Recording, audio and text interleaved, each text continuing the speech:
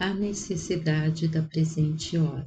A década de 1850 foi marcada por um acentuado declínio religioso nos Estados Unidos. A descoberta de ouro na Califórnia, além de outras coisas, tinha desviado a atenção das pessoas da religião para as coisas materiais. A instabilidade política por causa da escravidão e a desintegração que ameaçava a nação preocupavam a população.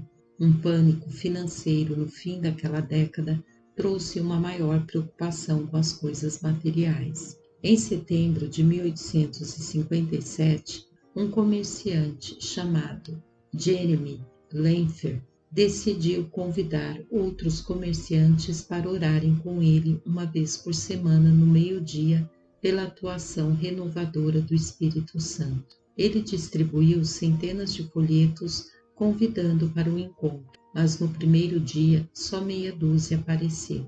Encontrando-se nos fundos de uma igreja na Fulton Street, 2 semanas depois já eram 40, e em 6 meses uns 10.000 se reuniam diariamente para orar. Somente em Nova York, um avivamento passou pelo país, e em 2 anos, mais ou menos, 1 milhão de pessoas tinha se decidido por Cristo. Os efeitos deste avivamento em vidas particulares e na sociedade foram profundos, mas tragicamente o avivamento veio tarde demais para evitar a guerra civil, que ameaçou a própria existência da nação americana. Mas ele trouxe incontáveis benefícios, incluindo muitos movimentos evangelísticos e de melhoria social. A necessidade de avivamento espiritual. Atualmente o mundo precisa de novo, desesperadamente, de um avivamento espiritual. Esta é a única esperança que a sobrevivência da raça humana.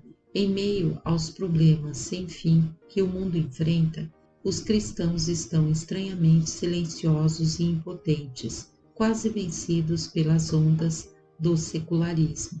Mas os cristãos devem ser o sal da terra. Mateus 5, versículo 13.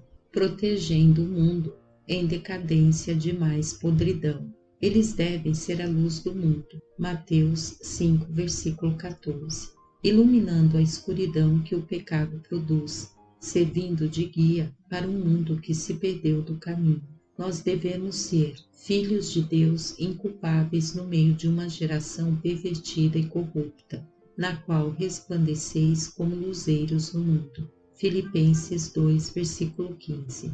Por que não somos sal e luz como deveríamos? Por que não estamos fazendo muito mais para levar o reino de Deus aos corações e às vidas das pessoas? Sem dúvida, temos muitos exemplos de cristãos que foram tocados por Deus e estão, por sua vez, tocando a vida de outros para levá-los a Cristo. Mas para cada exemplo destes, há muito mais cristãos que vivem derrotados e sem alegria.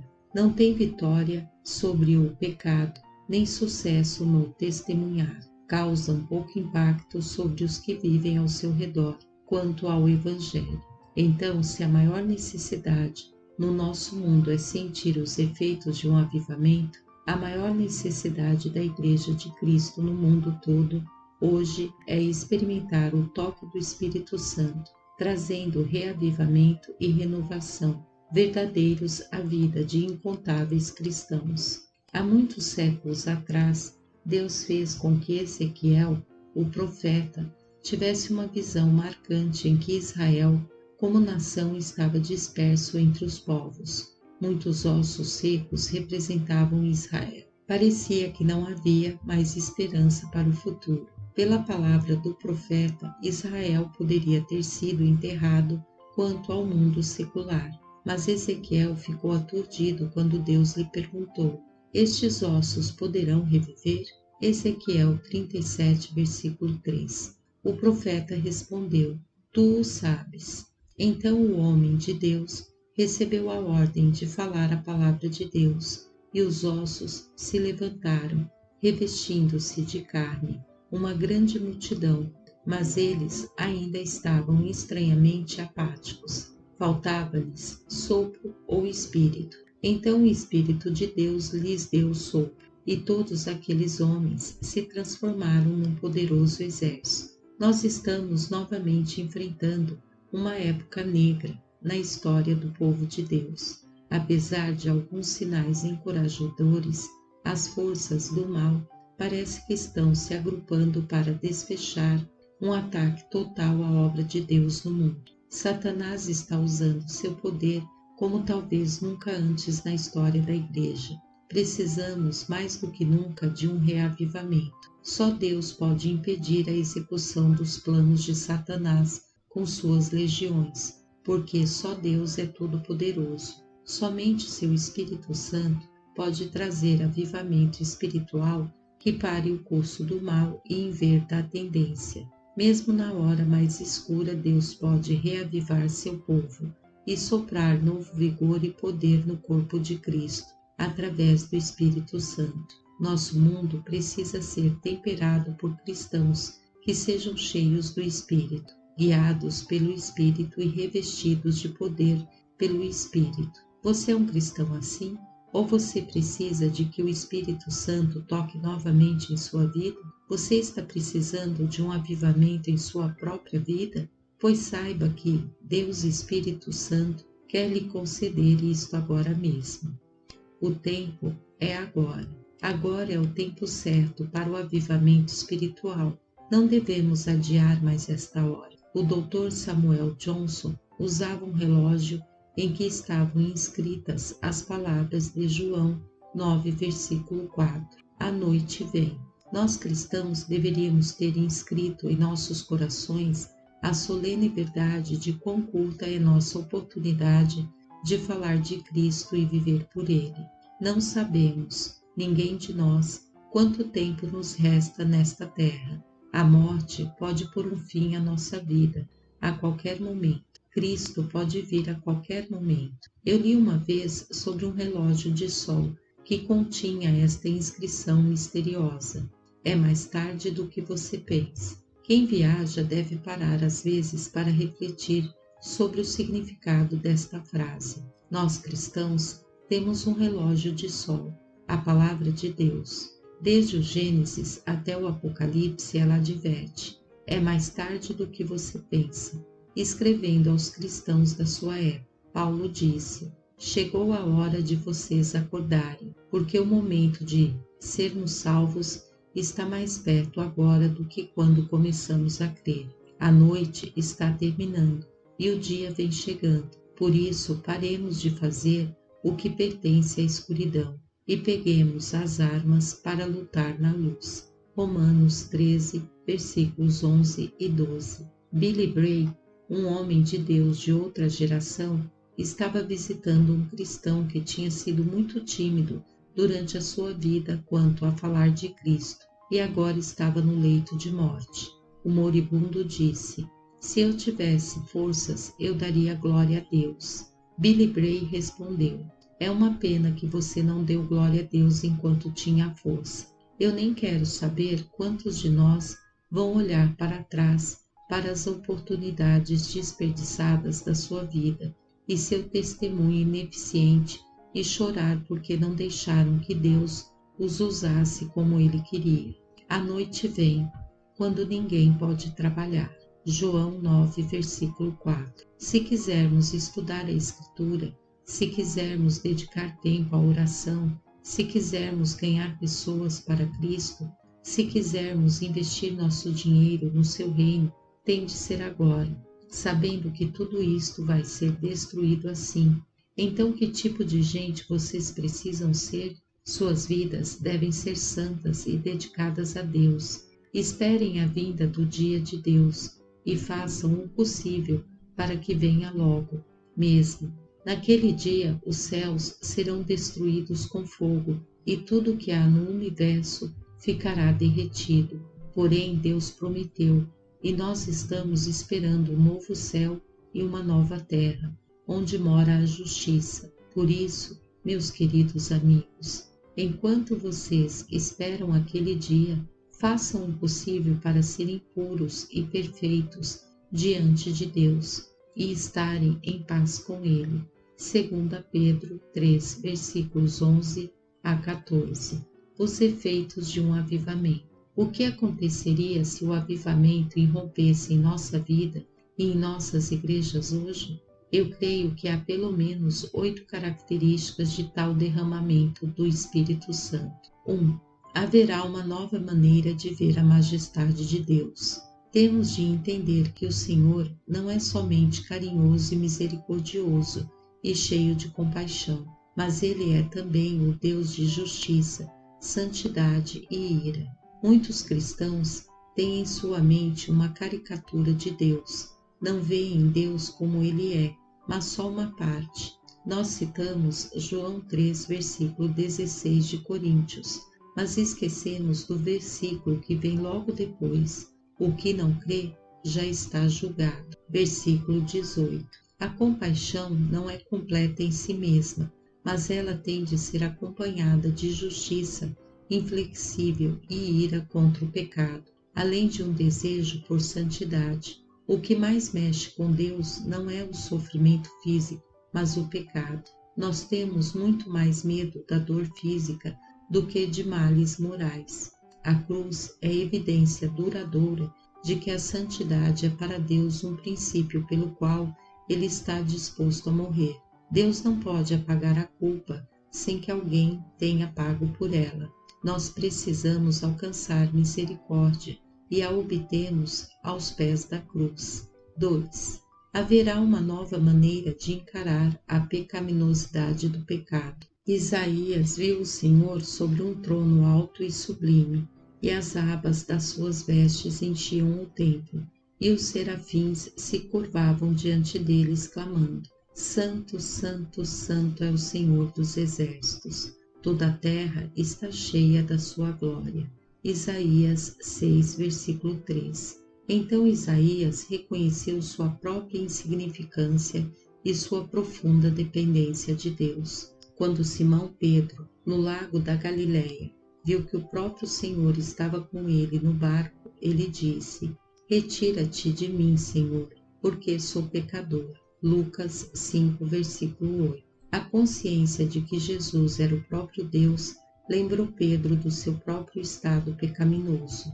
Jó, na presença de Deus, disse: Eu me abomino.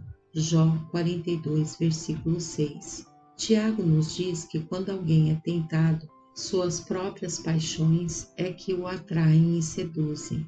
Tiago 1, versículos 14 e 15. E seja qual for o seu desejo, ele dá luz ao pecado. E o pecado, quando praticado, leva à morte. Precisamos ver o pecado como ele realmente é.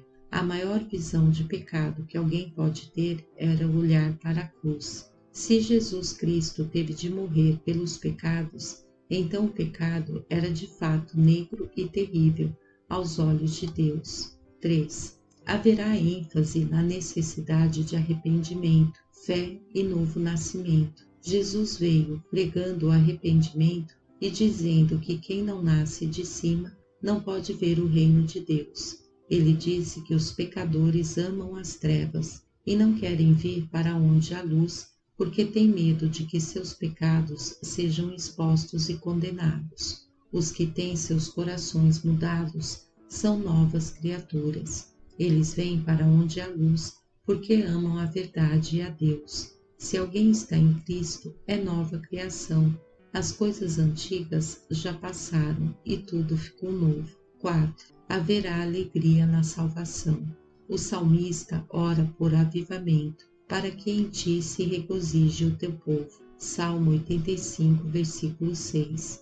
Davi desejava que a alegria da salvação fosse restaurada. O propósito declarado de Jesus era que a alegria de vocês seja completa. João 15, versículo 11. Quando Filipe foi a Samaria e provocou um grande avivamento, a Escritura diz que houve grande alegria naquela cidade. Atos 8, versículo 8. Jesus também nos diz que há alegria no céu, alegria dos anjos na presença de Deus por um pecador que se arrepende. Lucas 15, versículo 7. Uma revitalização verdadeira da Igreja traria consigo a salvação de dezenas de milhares de pecadores, o que, por sua vez, produziria alegria na terra, tanto como no céu. Mesmo se não houvesse céu e inferno, eu ainda quereria ser cristão, por causa do bem que isto traz ao nosso lar e à nossa família aqui nesta vida. 5. Haverá uma nova compreensão da nossa responsabilidade pela evangelização do mundo. João Batista mostrou aos seus ouvintes o Cordeiro de Deus, e 2 dos seus discípulos passaram a seguir a Jesus. João 1, versículos 36 e 37. André achou primeiro seu irmão Pedro e lhe disse que tinha achado Cristo. Quando Filipe se decidiu por seguir a Jesus, ele foi procurar por Natanael. João 1, versículos 40 a 45. Os apóstolos deveriam ser testemunhas em qualquer lugar e em todos os lugares, mesmo nos confins da terra. Atos 1, versículo 8. E quando a perseguição dispersou os cristãos que moravam em Jerusalém, eles foram por todos os lugares pregando Cristo e o Evangelho glorioso. Atos 8, versículo 4. Uma das primeiras e mais seguras evidências de que alguém é um crente verdadeiro é a preocupação que sente por outras pessoas. 6. Haverá uma profunda preocupação social. Jesus disse em Mateus 22, versículos 37 a 39, Amarás o Senhor teu Deus de todo o teu coração, de toda a tua alma e de todo o teu entendimento. Amarás o teu próximo como a ti mesmo. Nossa fé não é só vertical, é também horizontal. Nós começaremos a nos importar com os problemas dos que vivem ao nosso redor e dos que estão longe. Mas eu tenho de dizer que o mundo que realmente quer ser salvo das consequências do seu próprio pecado e da sua insensatez só pode receber uma mensagem de uma cristandade reavivada. Arrependam-se. Muitas pessoas hoje em dia querem um mundo fraternal em que elas possam permanecer infraternas. Muitas pessoas querem segurança econômica sem segurança espiritual. Mas o avivamento que desejamos deve ser bíblico. Se for cristão, será bibliocêntrico. Se for verdadeiro, então seus líderes terão de ter a coragem de Amós para condenar os que compram os pobres por dinheiro e os necessitados por um par de sandálias. Amós 8, versículo 6. Devemos segurar bem alto os ensinos morais, éticos e sociais de Jesus, estando de acordo de que ele oferece o único padrão para o caráter do indivíduo e da nação. O Sermão do Monte vale hoje e sempre. Não podemos edificar uma civilização nova sobre os fundamentos caóticos do ódio e da amargura. 7. Haverá cada vez mais manifestações dos dons e do fruto do Espírito. Quem traz o avivamento é o Espírito Santo, e quando ele vem com todo o seu poder, haverá claras evidências na igreja dos seus dons e do fruto do Espírito. Os crentes saberão o que significa servir uns aos outros e edificar-se mutuamente através dos dons que o Espírito Santo concebeu. Todos eles receberão uma nova medida de amor, uns pelos outros, e por um mundo perdido e em decadência. O mundo não dirá mais que a igreja é silenciosa e sem poder. As nossas vidas não parecerão mais normais e indistinguíveis do resto do mundo. Nossas vidas serão marcadas pelos dons que o Espírito Santo pode dar. Serão marcadas pelo fruto que somente ele pode produzir. 8. Haverá renovada dependência do Espírito Santo. Em diversos lugares do mundo já podemos ver isto acontecendo. Não pode haver revitalização espiritual sem ele. O Espírito Santo repreende, convence, luta conosco, instrui, convida, incentiva, regenera, renova, fortalece. Ele não deve ser entristecido, tentado, receber resistência da nossa parte, ser apagado, insultado ou blasfemado. Ele dá liberdade ao cristão, objetivos ao que trabalha, discernimento ao que ensina, poder à palavra e fruto para um trabalho fiel. Ele revela as coisas de Cristo. Ele nos ensina como usar a espada do Espírito, que é a palavra de Deus. Ele nos guia a toda a verdade. Ele nos orienta como podemos viver como Deus quer. Ele nos ensina como dar respostas aos inimigos de nosso Senhor. Ele possibilita o acesso ao Pai. Ele nos ajuda na oração. Há coisas que o dinheiro não pode comprar, que a música não pode proporcionar, que nenhuma posição social pode garantir, que nenhuma influência pessoal pode conseguir e que nenhuma eloquência pode ordenar. Por mais brilhante que seja um pastor, por mais eloquente ou persuasivo que seja um evangelista, eles não podem trazer o avivamento de que precisamos. Só o Espírito Santo pode trazer.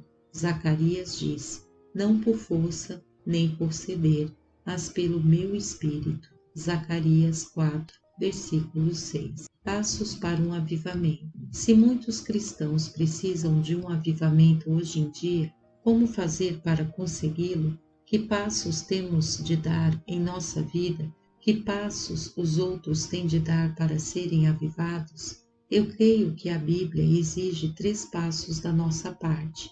O primeiro passo é admitir nossa pobreza espiritual. Vezes demais nós nos parecemos com os cristãos de Laodiceia, que estavam cegos para suas necessidades espirituais. Dizes: estou rico e abastado, e não preciso de coisa alguma, e nem sabes que tu és infeliz, sim, miserável, pobre, cego e nu. Apocalipse 3, versículo 17. Há algum pecado em nossa vida que está bloqueando a atuação do Espírito Santo e através de nós? Não devemos rapidamente dizer não. Examinemo-nos à luz da palavra de Deus. Oremos para que o Espírito Santo nos revele todos os pecados que nos embaraçam. Talvez estejamos fazendo algo errado, um hábito, o relacionamento que temos com alguém, algum pensamento ou motivação má. Talvez estejamos negligenciando algo ou alguma responsabilidade de que estamos nos esquivando ou algum ato de amor que não praticamos. Seja o que for, deve ser reconhecido com honestidade e humildade diante de Deus. O segundo passo para o reavivamento espiritual é confissão e arrependimento. Podemos saber que pecamos e mesmo assim não fazer nada. Precisamos confessar nossos pecados a Deus e nos arrepender deles, não só reconhecê-los diante dele, mas voltar as costas ao pecado de verdade e tentar ser obedientes a ele.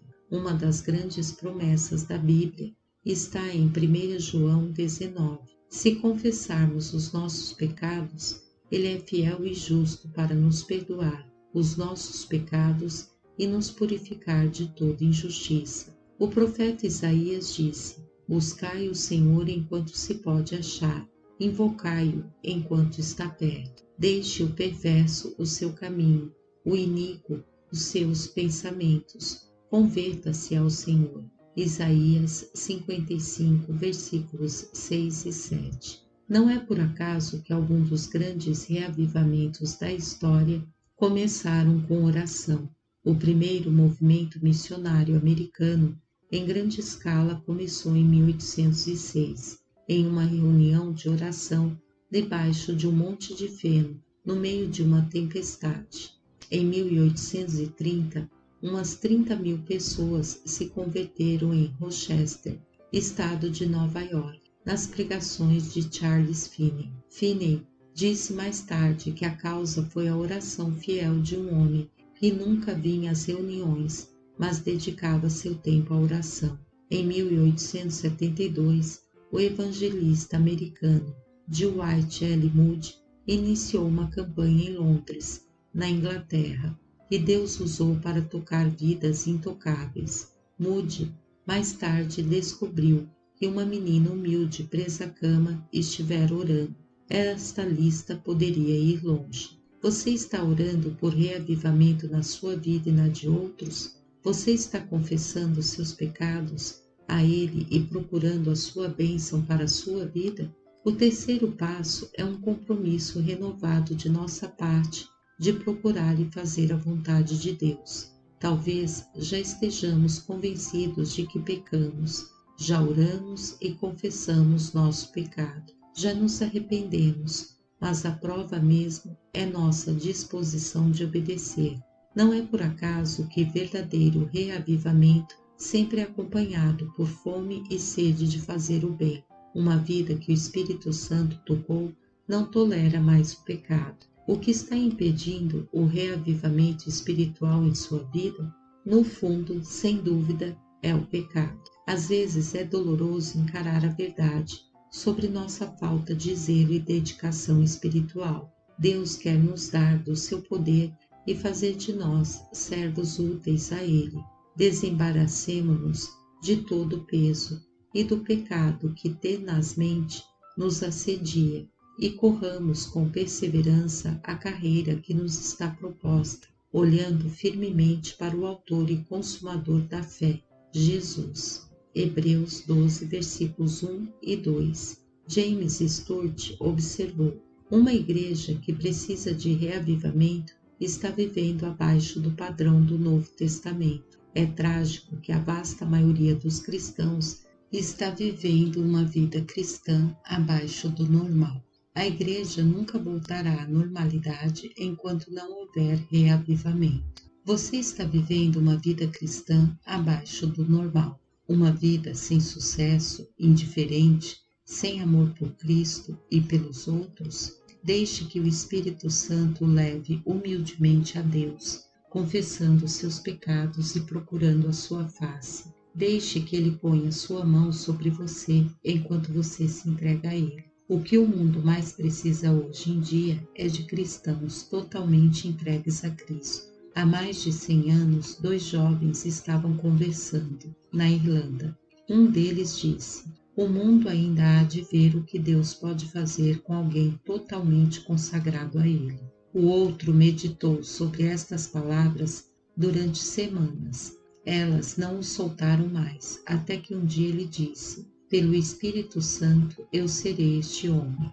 Hoje os historiadores dizem que ele tocou 2 continentes por Cristo. Seu nome, Dwight L. Moody. Isto pode acontecer de novo, se abrirmos as nossas vidas para o poder criador do Espírito Santo. Ninguém pode querer sinceramente ser purificado e abençoado pelo Espírito Santo e permanecer o mesmo.